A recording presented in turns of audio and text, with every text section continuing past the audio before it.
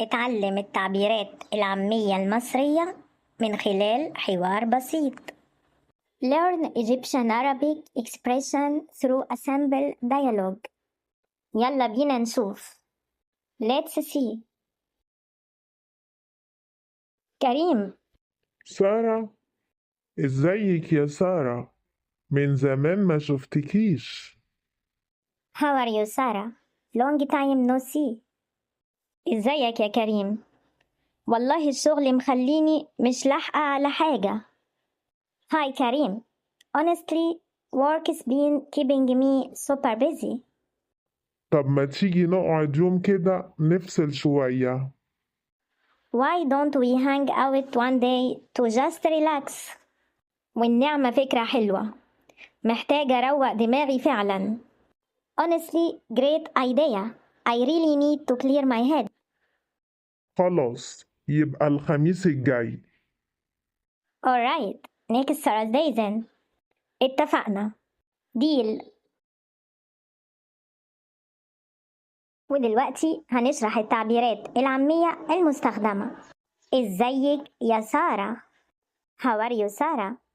ودي تحية غير رسمية وبنستخدمها يوميا. An informal greeting we use every day. 2. ما شفتكيش. I haven't seen you. 3. مخليني مش لاحقة على حاجة. I am too busy to catch up with anything. لاحق معناها قادر تتابع أو تخلص حاجة. لاحق it means you are able to follow up or to finish anything. 4. نفصل شوية. To take a break or relax for a while. نفصل literally means to disconnect like from stress. 5. والنعمة.